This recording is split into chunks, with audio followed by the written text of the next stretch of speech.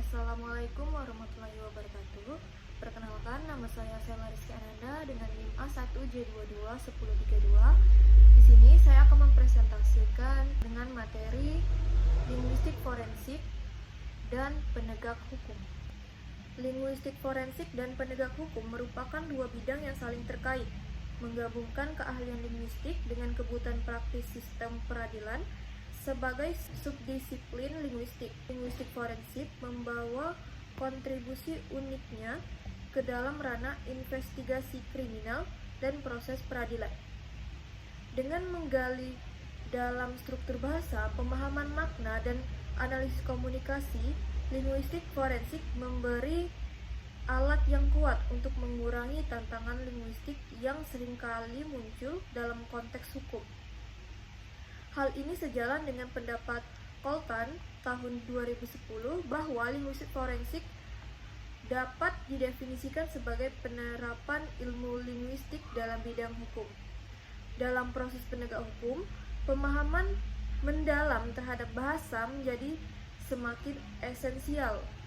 Linguistik forensik bukan hanya tentang membongkar kebohongan melalui analisis bahasa, tetapi juga tentang menguraikan dokumen hukum, mendeteksi aspek linguistik yang dapat mempengaruhi interpretasi hukum, dan menyediakan pemahaman yang lebih kaya terhadap komunikasi tertulis dalam konteks investigasi bahasa dan linguistik forensik.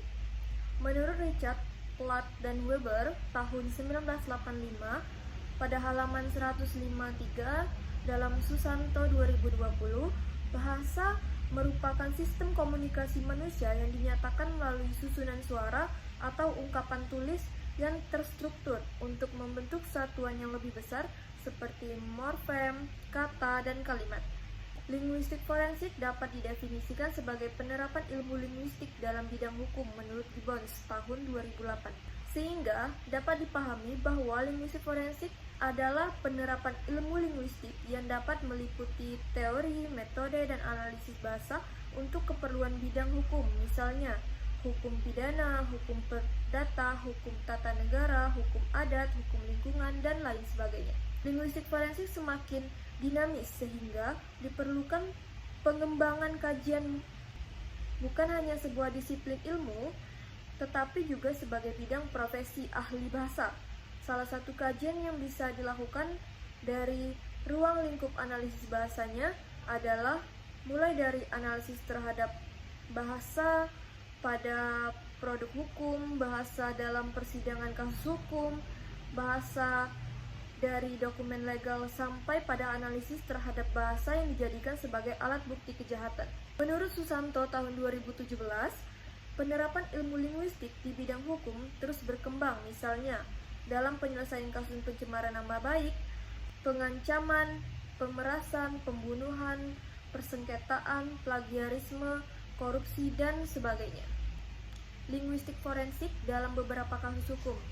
Linguistik forensik memiliki fokus terkait bahasa dokumen legal, bahasa penegak hukum, interview saksi, interaksi di ruang sidang, bukti-bukti linguistik, kesaksian ahli, kepengarangan, plagiarisme, dan fonetik identifikasi penutur.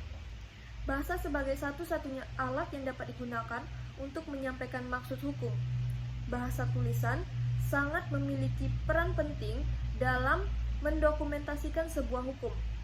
Linguistik forensik meliputi beberapa kasus hukum, salah satunya seperti kasus pada penghinaan dan pencemaran nama baik artis Dewi Persik oleh Rosa Meldianti. Kontroversi penghinaan dan pencemaran nama baik artis Dewi Persik oleh Rosa Meldianti, perseteruan antara Rosa Meldianti atau yang disebut juga RM dengan Dewi Persik atau DP yang terjadi pada tahun 2018 terus berlanjut hingga awal tahun 2019. Perseteruan tersebut terjadi dengan saling menyindir melalui akun Instagram pribadi masing-masing. Namun, tuturan RM dalam sebuah video dan tulisan yang dipublikasikan oleh dirinya sendiri melalui akun Instagram pribadi dinilai telah melalui batas dan tidak sopan. Salah satu contoh tuturannya yaitu, kamu sudah nggak jujur, nggak habis pikir gitu, yang ngakunya katanya bintang tapi kok kayak gini, seperti dijatuhkan sejatuh-jatuhnya keluarga Meldi. Meldi dibuang, katanya keluarga Meldi minta-minta, terus keluarga Meldi katanya dibiayain ini itu, papa Meldi dibiayain perwira polisinya, Meldi dibayarin pasang behel, mana buktinya? Lalu dibalas oleh DP dengan menunjukkan bukti chatting dan transfer yang sudah DP kirimkan. DP memberi bukti transfer dan bukti chatting yang menyatakan bahwa RM meminta transfer DP untuk keinginan memasang behel. Orang tua RM meminta transfer untuk acara keluarga mereka, dan lain sebagainya. Ada pula sebagian bukti transfer dan chatting yang menyatakan bahwa keluarga RM meminta uang ke DP.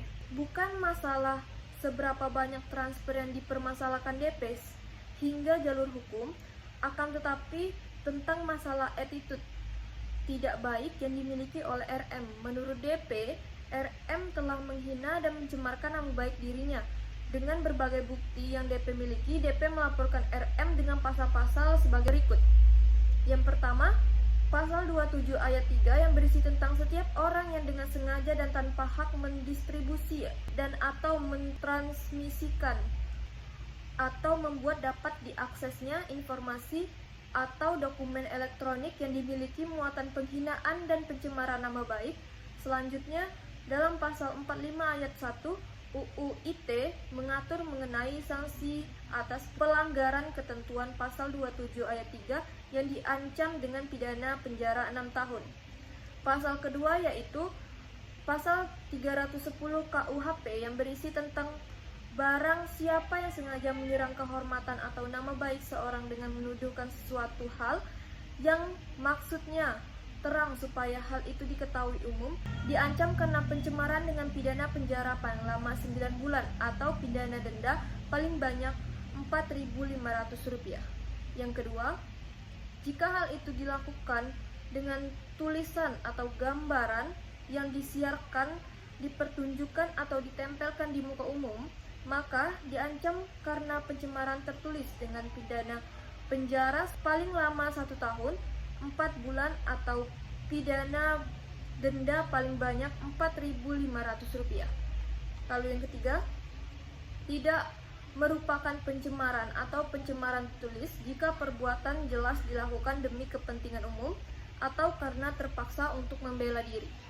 Pasal ketiga yaitu Pasal 311 KUHP yang menjelaskan tentang fitnah. Pasal 311 KUHP berisi tentang yang pertama, jika yang melakukan kejahatan pencemaran atau pencemaran tertulis dibolehkan untuk membuktikan apa yang dituduhkan itu benar, tidak membuktikannya, dan tuduhan dilakukan bertentangan dengan apa yang diketahui, maka dia diancam melakukan fitnah dengan pidana penjara paling lama 4 tahun. KUHP Pasal 311 ayat 1 diancam melakukan fitnah dengan pidana penjara paling lama 4 tahun. Tuturan Rosa Meldianti pada artis Dewi Persik dapat dikategorikan telah menghina dan mencemarkan nama baik Dewi Persik dengan cara membuat video dan tulisan yang dapat diakses informasi berisikan fitnah pada Dewi Persik. Akan tetapi, bila dikaji lebih lanjut dengan menggunakan undang-undang tersebut, mensyaratkan adanya berbagai unsur yang harus dipenuhi pada penghinaan dan pencemaran nama baik. Itulah materi yang dapat saya jelaskan dan saya paparkan. Kesimpulan yang dapat saya tarik dari penjelasan saya tadi yaitu bahasa memiliki peran sentral dalam analisis linguistik forensik dengan konteks hukum. Linguistik forensik sebagai aplikasi ilmu linguistik terbukti penting dalam mendukung penegakan hukum melalui pemahaman mendalam terhadap bahasa baik dalam dokumen hukum, persidangan maupun interaksi verbal. Sekian pemaparan materi dari saya ucapkan wassalamualaikum warahmatullahi wabarakatuh.